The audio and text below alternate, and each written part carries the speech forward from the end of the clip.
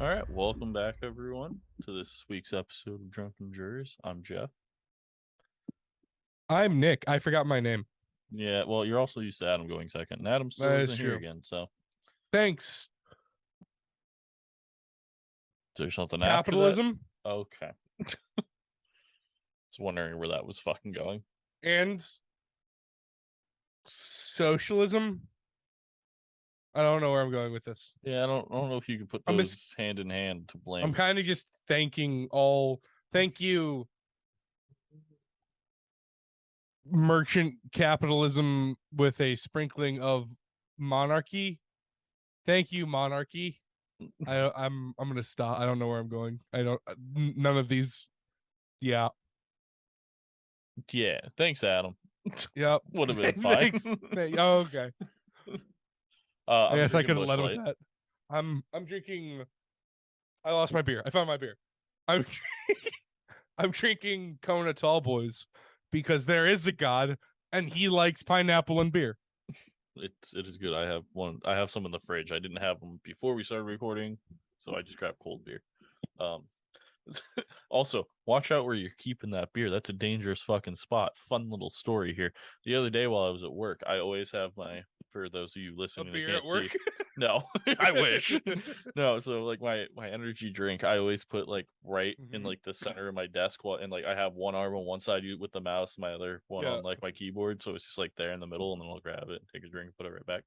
The other day at work, for some reason, I had a full-on fucking like spaz attack apparently, because I like stopped and like went to lean back, and as I was leaning back, I looked at my I looked at the energy drink, and for no reason whatsoever, I just backhanded the motherfucker and just sprayed it all over my desk. So I've done that before. I've almost done that before many times, because like my mic sits directly in front of my nose, and I'm a toddler who lacks object permanence.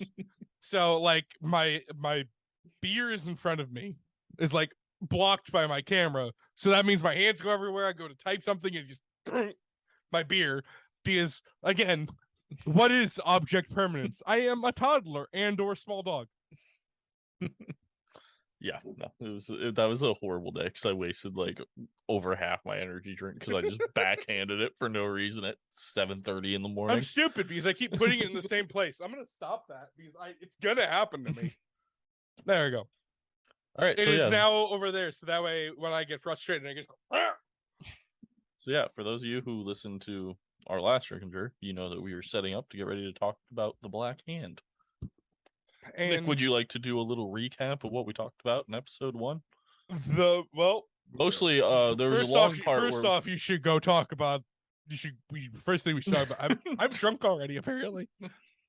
First things first, you should go listen to episode 1, unless you like listening to things out of order. In which case, I highly recommend Star Wars. Yeah. So yeah, we basically just talked about how like the Black Hand. I mean, mostly how the Italians stuck at having a country. Yeah, couldn't be a country, and then started like the immigration of them over to the U.S. and how they started. What were they into? They're like into like extortion, kidnapping. No. I meant like the actual like legal thing. It was like fruit import. Yep, yeah. Because it was the Society of the Banana. Yes. And then there was a good solid 10 minutes where Nick and I made fun of the United States Postal Service, whatever it was back then. Shipment of children. You could just ship children, and still funny as fuck to me. That's just fact, a mailman walking around with a child. You'll do the same thing, but now on Wayfair. I'm kidding. That is a conspiracy theory that people believe. Apparently, Wayfair ships children. Oh, you think Wayfair ships children? I'll go on that stance. Yeah. Okay. That's a strong stance to take. I don't know a lot about it other than the fact that it's conspiracy, but I'll take that one. So over the past couple months, I started listening to Behind the Bastards again, like occasional episodes, because it's still just Robert Evans being Robert Evans. But like he basically made half of his entire audience think that Blue Island or Blue Apron, the food company, Blue Apron, has an island in the Pacific where they hunt children for sport. And people started asking him like, hey, like, what do you know about this? Because like, is just people just ignoring it? And he's like, now, I need to be very clear. Blue Apron does not have an island where they hunt children for sport. You can't make a joke like a long-winded joke anymore without people actually believing it. So sad. Well, here's the thing though, because they'd always bleep out Blue Apron, except for like one episode where they missed it. And fucking everyone then was just like, Robert, is like, do we need to like get a bunch of people on this island to rescue children? Do we need to raid Blue Apron? He's like, no, that was a joke. Jesus. Yeah. All right, so yeah, the Black Hand. What would you say their reign of terror was? Like, what time? Like, what year to year? 17. No, not 17. Actually, in America. Well, yeah, in America, it's like 1890s. I know. I'd say like 1860s to like, I'd say probably 1915. I'd say 1915, 1920. I would say It's like 1920. Eventually they dropped off, and then the actual mafia took over, and that was during Prohibition. I would like to think that the difference between the actual mafia and the Black Hand is that the Black Hand wasn't there to try to protect business owners from other mafias. They were there to try to take money from you and then kill you. That is essentially what it was. Yeah. Because the Black Hand would be like, hey, we can offer you protection from the mob. You're the mob, sir. You're it. You're the only game in town. All right. So, yeah, let's get into it. Black Hand, and then for a little quick reminder, when it comes to like the police agencies that investigated this type of thing, you really only had the United States Postal Service at that time doing these types of crimes. U.S. Marshals they were busy doing other shit. Primarily a much grander scale things than extortion, and then the Treasury Department was just trying to make sure people didn't have a good time and drink beer. Fuck you, Treasury Department. Mainly because you're now the IRS. Yeah, I was gonna say fucking IRS motherfuckers. When they become useless, so they become even more useless. You're not Elliot Ness, IRS. Go home. That's gonna put us on the list. So yeah, I mean, the Black Hand, something that hit every major city in the U.S. at the time. Like it was New York, fucking West Virginia. Yeah, it was wild. Pennsylvania's where the headquarters was, or whatever it was. Yeah, you got New York, you got Philadelphia, fucking Chicago had a big problem with it. So did New Orleans, apparently. New Orleans was huge with the Italian mob back then. Like where all the fruits are. Not really the mob, but yeah, like that's where they would import fruit, and that's how they would launder their money. Well, yeah, you think of New Orleans, you have access straight to the Mississippi to ship up that way. It's one of the largest ports, yeah. Yeah, and then you have all of the railroads. Exactly. It's the roads. The perfect place to import and do that type of thing. Nick, I like to think that if we were alive back in the 1800s, we would have worked on the railroads. I would probably be fighting as a lowly infantryman in someone else's European war. You know what? That's true. I wasn't. My family didn't. My family wasn't over here yet. I would probably be dying of scurvy, as I would not know what a Lyme was, because what is a Lyme when you're 16 and in the army? All right, Nick. Which one of these? Where do we want to start here? What are we thinking? I'm gonna start off with the one I remember from the book I read a couple months ago. I remember none of these people's names. But basically there was I think he was like a New York cop who went undercover in a New Orleans prison.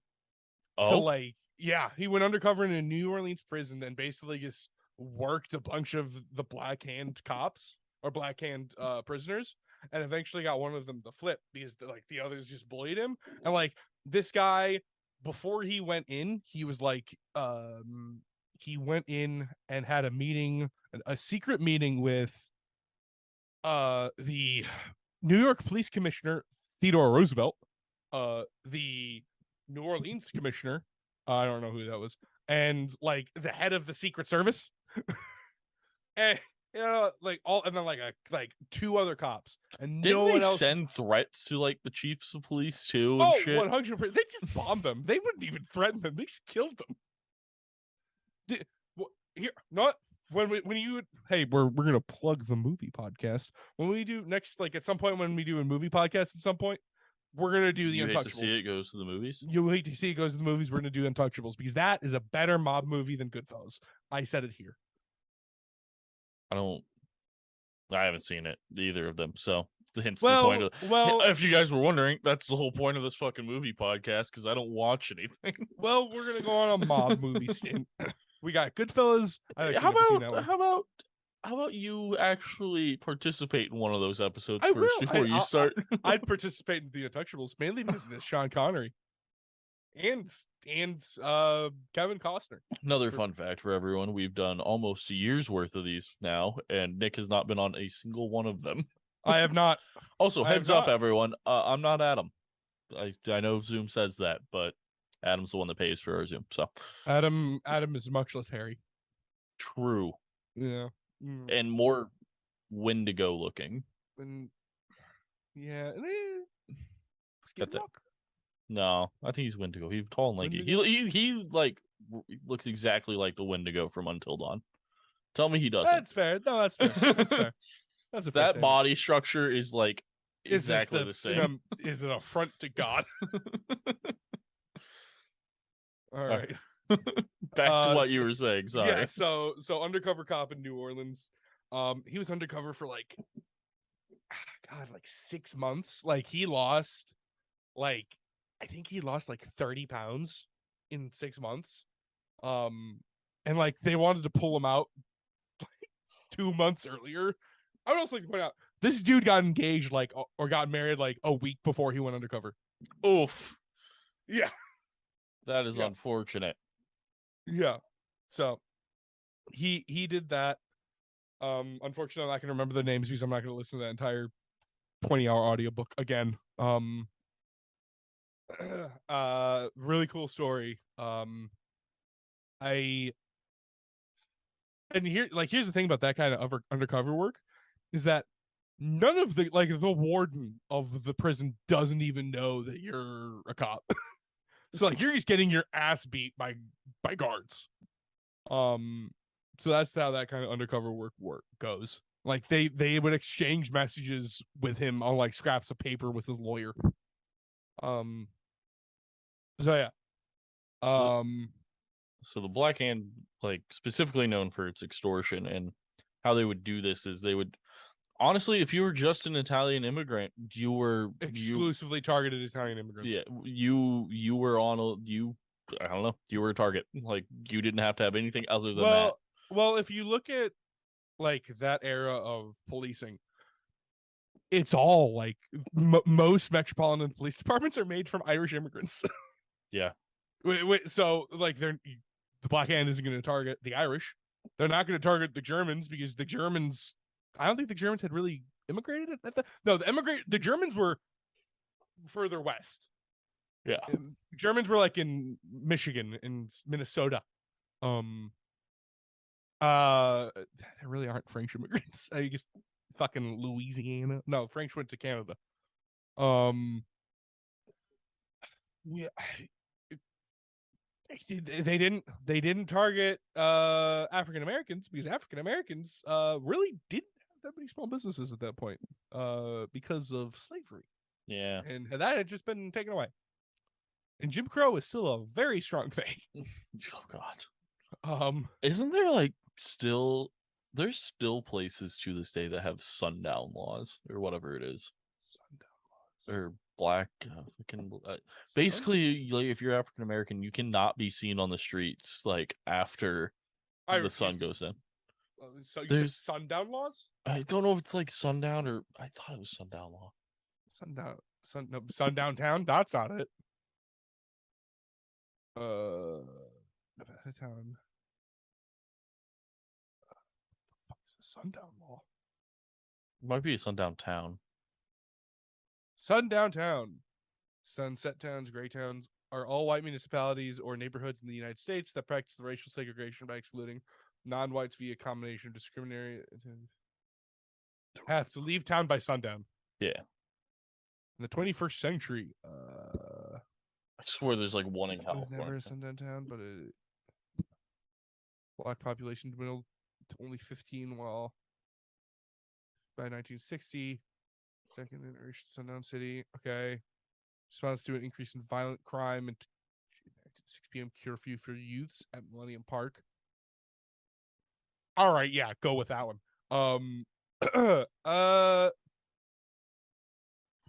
2018, 4 out of 6 Ferguson City Council.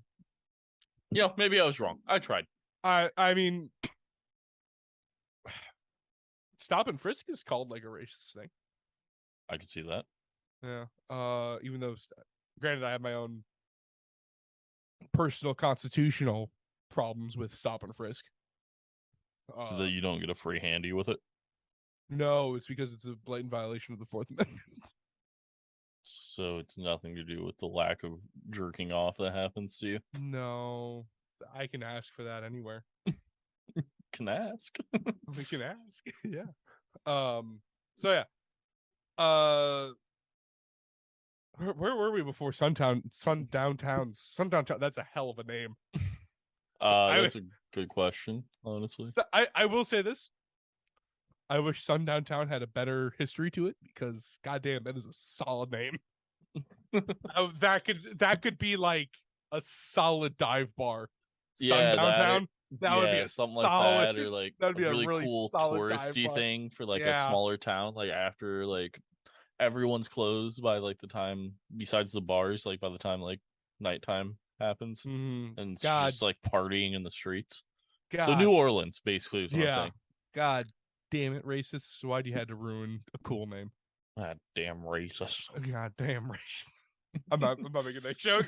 I was about to go too far. So the Black Hand, as we mentioned earlier, they had, I don't remember the exact town in Philadelphia, but they in Hillsville, it looks like Hillsdale, Hillsdale. I think it's Hillsville. Hillsdale in Lawrence County. Hillsville. They made that like their headquarters, and they would just train. I thought it was Newcastle. People. No, it's Hillsville. It's Hillsville. They would train people. West in the article I read, they train people in quote unquote what I read was fisticuffs and the stiletto, because they were like where the gentlemanly. Well, yeah, it was something like that. Yeah, artisanal. It was like an artisanal ethical fighting, which included fisticuffs and stiletto training. You know, I'd watch a stiletto MMA fight. I'd watch that. Oh, sounds dangerous. I will shout out to our source, mostly for this episode, crimecapsule.com. Way to save our asses. So yeah, they would train them in that, and then fucking this wasn't like the only one. They had like assassination schools throughout America. One in Youngstown, Ohio, and something I read this in a book. I don't know how true it is, but like apparently the mob in the 60s, 50s and 60s would send their kids into the army and have them like become spec ops, so like rangers and seals and everything, and then come back and fucking train like go back to Italy and train mobsters after receiving like special forces training in the army. That is fucking devotion. Yeah, it's like holy shit. All right. I mean, Jesus Christ. I mean, hell, learn from the best, right? I don't know how true that was, but that's something. So yeah, they would get trained here, and then the rest of the Italian immigrants would just get fucked. They would just slide a note under your door with like a little black handprint or like any symbol of you probably getting stabbed to death, and it would be like, give us like $1,000 by this day, or like, and then you'll get fucked up, and then you'd get stabbed, you get bombed, you'd. So today you'd ask the question, if someone slides a note under your door asking you for money, why wouldn't you go to the cops? Well, as we went over last episode, the Italian immigrants were coming from a very newly formed government in the Kingdom of Italy, and that government was incredibly top-down heavy. And if you went to the local, whatever resembled law enforcement, probably the fucking city guard, for help after being extorted, they'd essentially just beat the shit out of you, take your money, and then you'd have to pay the extortionists. So they were very not trusting of law enforcement in the US.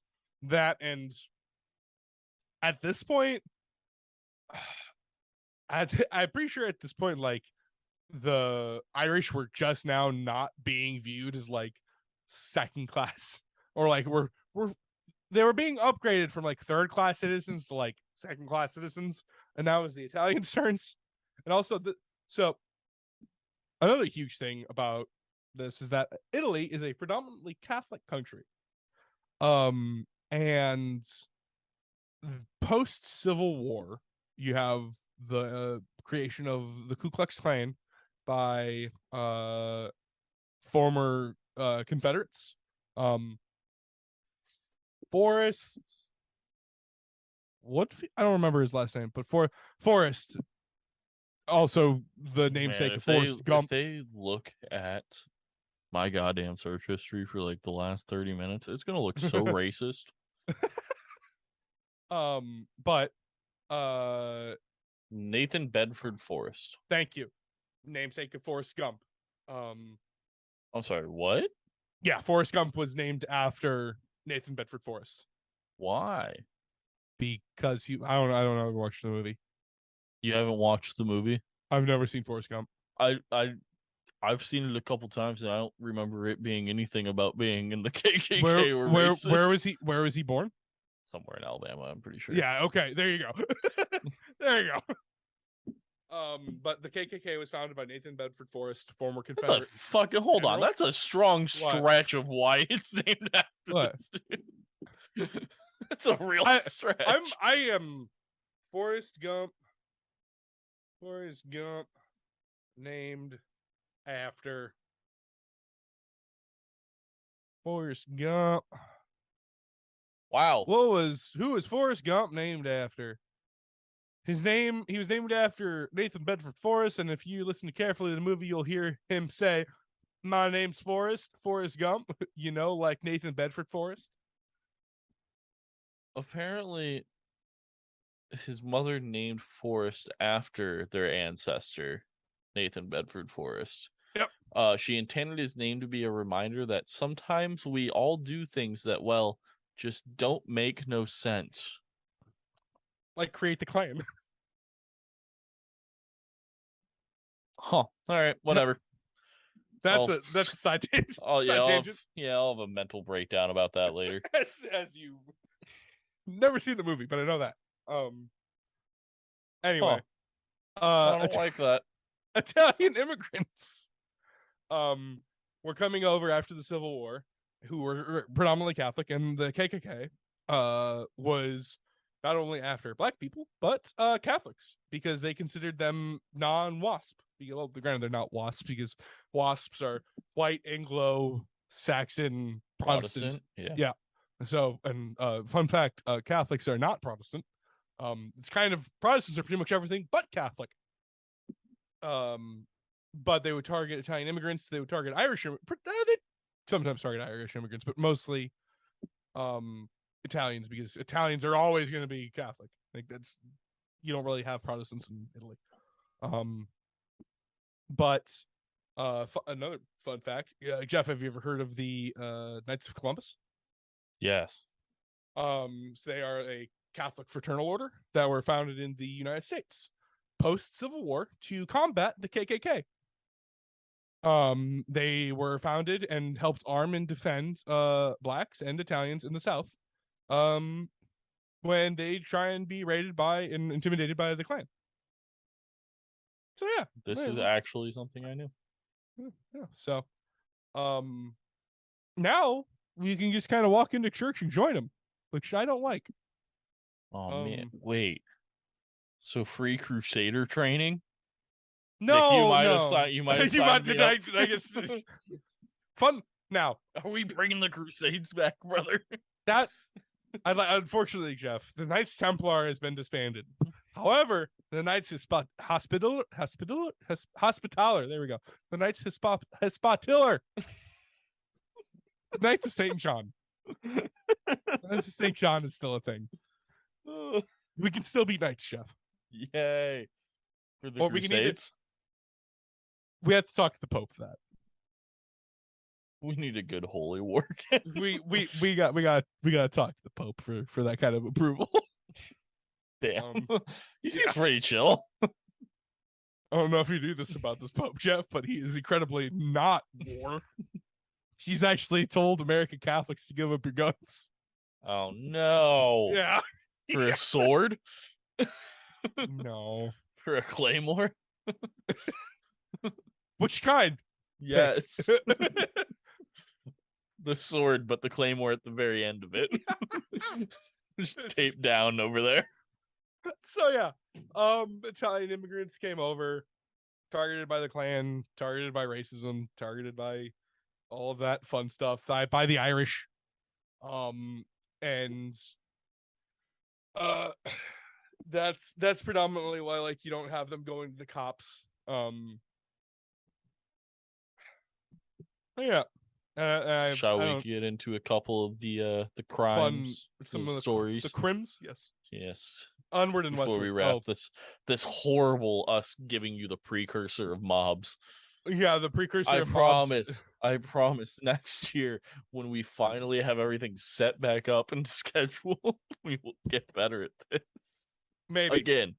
Yeah, we had like a good like year-long span where like every episode was fucking like decently done to well done, and now it's just like, fuck, it's Tuesday, we gotta record. Shit. Nick, have you listened to a 30-hour audiobook since last week? What? Yeah, we're really getting railed for timing. Oh, I guess we can talk a little bit about the man who kind of nipped it in the butt in Inspector Oldfield. Yeah. Well, he was a man who got kind of he wasn't he like only became a detective like because otherwise he wouldn't have made it past like the height requirement, but like Roosevelt had just like that was a different waived it. Oh, okay. No, it was a detective that is I know who you're talking about. That is the man who that is Giuseppe Petrosino. Yep. He was a detective. Inspector Oldfield is a United States postal inspector from, I think, Pennsylvania. And he was just one of those guys who, like, he essentially ran the Republican Party in Pennsylvania while also bringing down the Black Hand.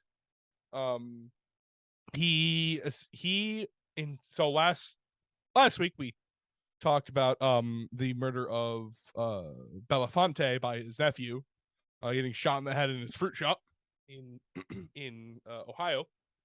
And as one does. Yes.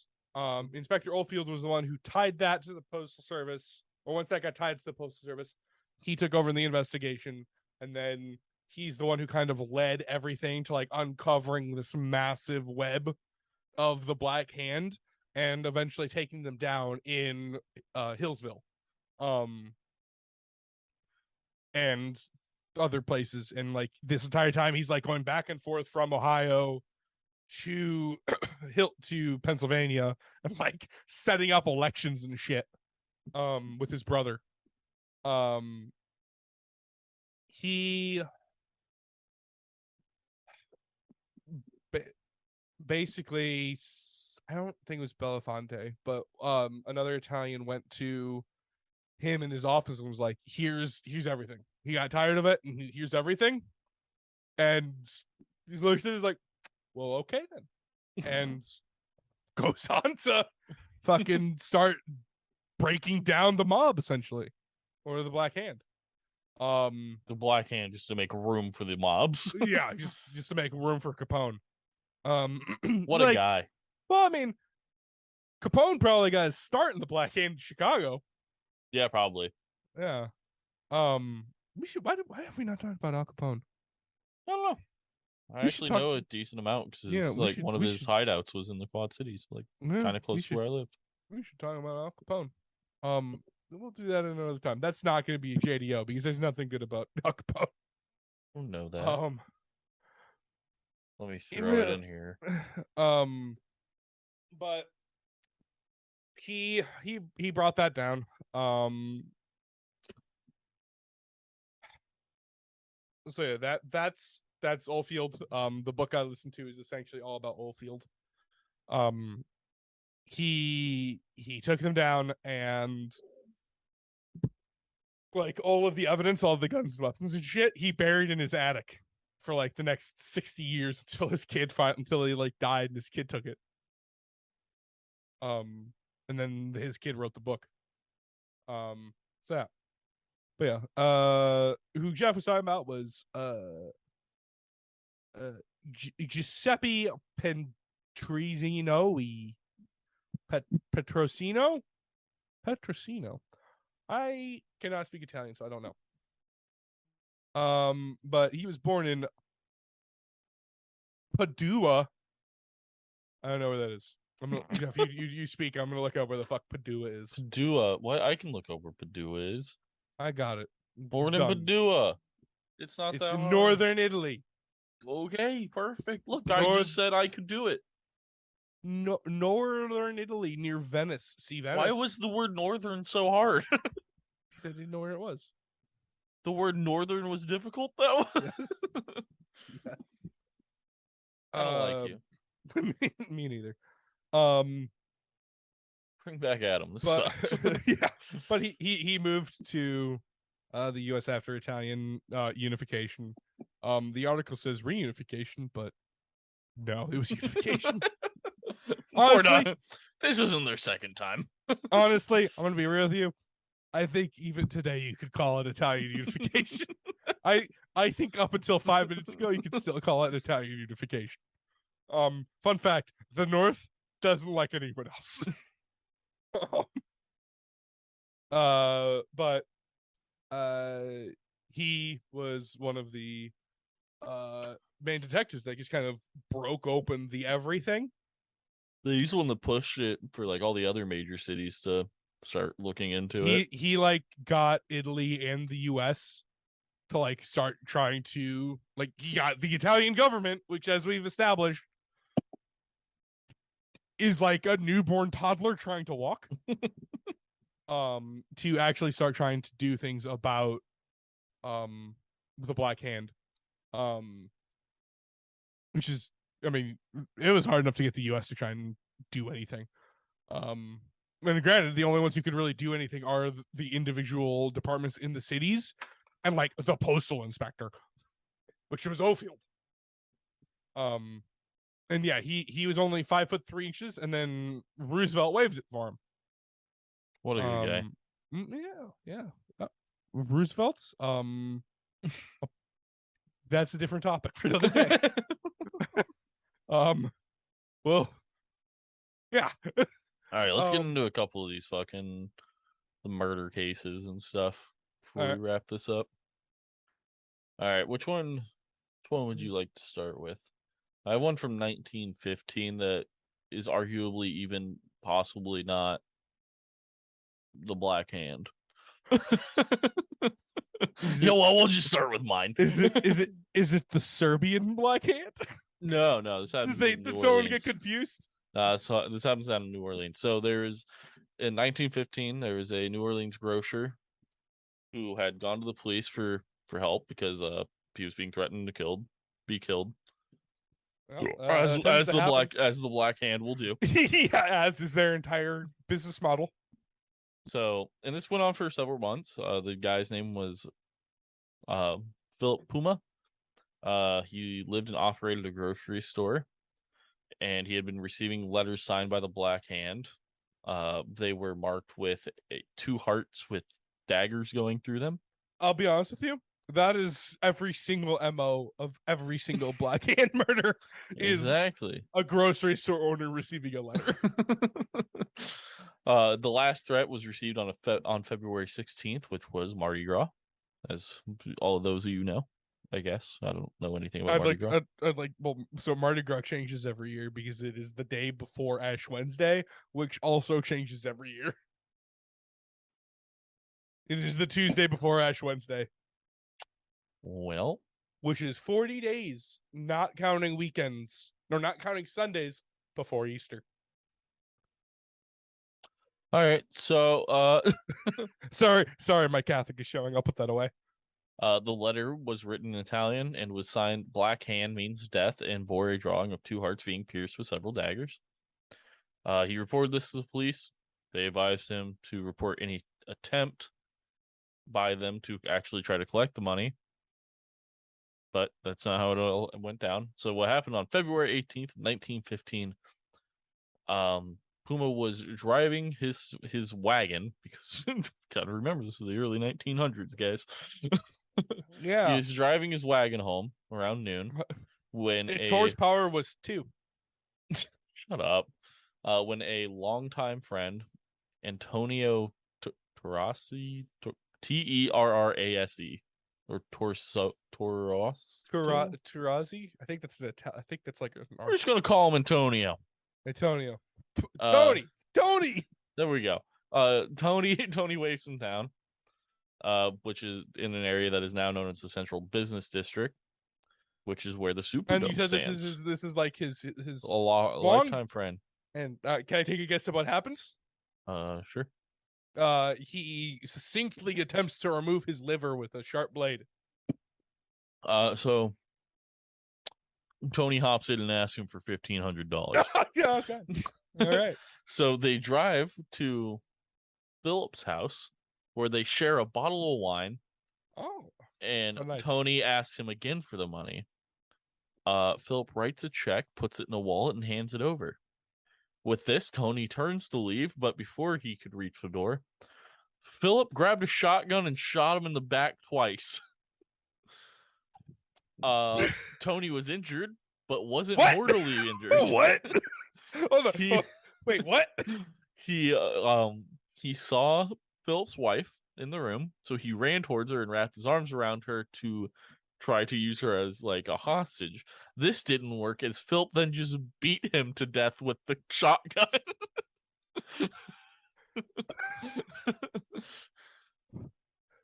What? Was he using birdshot? Like, how did he... I don't know, man.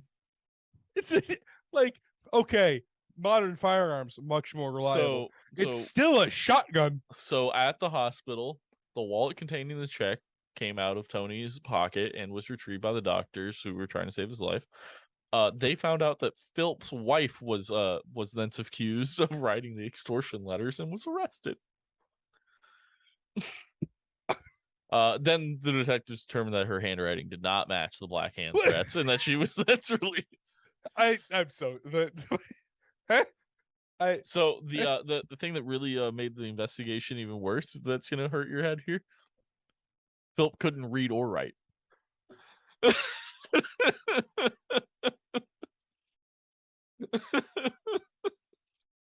The more I read into mine again, maybe this wasn't a Black Hand story. All right, so I'm gonna need to like. But the thing that happens after this is some people from New York come down to try to like check out Tony's body, and that's where they start to think, oh, maybe this was the Black Hand. And then later there was some New Yorkers found outside of Philip's house, and when a question, they were like, yeah, we've been staking this place out for 3 days now. So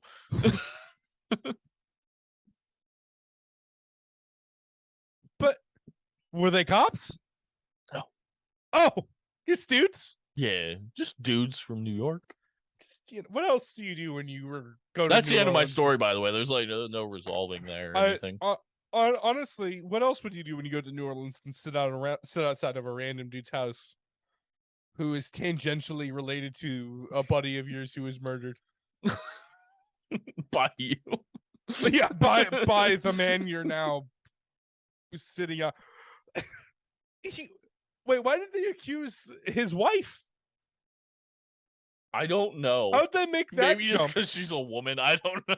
How It's did they early make that 1900s, jump? man. Okay, yeah, but that should mean, yeah, but by like that logic, they should think she's a desperate damsel who like will blow over in the wind. I don't get what's happening here, man. Nothing makes sense. Your turn. That's why Black Hand, not possibly the Black Hand story. Don't worry. Don't worry, our listeners. I came so prepared for this. You can't tell by my story. Well, my story happened in May 29th, 1922. I thought you were about to say in May of 2019. I was like, Nick, I think you're a little off. Nick, I don't think that was the Black Hand. I think that was just an Italian killing someone. That's Nick, both. that's Nick. just Mystic 48. We thought my story was bad, and then Nick comes in with. So I found this one from 2019. Like, oh, maybe neither of us got the memo. But in 1922, in the just beginnings of the Great Depression, the Great Depression started in the Great Depression was the 30s. Never mind. Yeah, I was gonna say in the middle of the Roaring 20s. Gabrielle Fiore, a 27-year-old mill worker. I thought you were gonna say MILF. Gabrielle Fiore, a 27-year-old MILF. I think 27's like the bottom range in which someone is allowed to be a MILF. I don't know, man. There's 19-year-olds with kids, technically a MILF. Well, if you would like to fuck them up, of course. I guess it's personal preference. If you're wondering, mine is not that young. I'm gonna stop talking. Continue on. I think it's best. Nick, save me, you son of a bitch. This MILF was from Cannonsburg, Pennsylvania, and was murdered in Cannonsburg, Pennsylvania. He was attempting to move back to Italy after immigrating from there. He went to the bank, withdrew some money, and was about to catch a boat, and never caught the boat. He was cornered in an alley and murdered by 3 men. We As know one does. Well, we know it was 3 men because there was a witness. The witness's name was Minnie Mouse. Yes. Yeah. Jesus Christ, get your shit together. Erminia, Mini, Orsino. Orsino. So unprofessional. I keep wanting to call her Mimi. Just call her Minnie, man. It literally says it. Mini Orsino. Keep talking. I'm grabbing another beer. Mini Orsino. Keep going. Hello. Oh shit. Dad's yelling at me. So kids, this is where I ask you if you would like a podcast. Jeff's not gonna edit this, so I don't know why I'm doing this, but maybe you will. Who knows? Patreon listeners, if you do listen to this, how do you feel about a podcast on really severe old time freak natural disasters? Because that's what I've been looking up at work, and it's really cool. Like there's like sunspots and shit, and like there's a fucking tsunami that like started in Oregon and hit Japan. It's wild. Anyway, Minnie had heard voices outside her house, and she went to the window. What she saw was a commotion and men being murdered, or a man being murdered, and she recognized all of them. So she also saw 5 men in the alley, and one of them climbing into a house, and then she heard a gunshot. So she then testified to the cops, and the men were being prosecuted.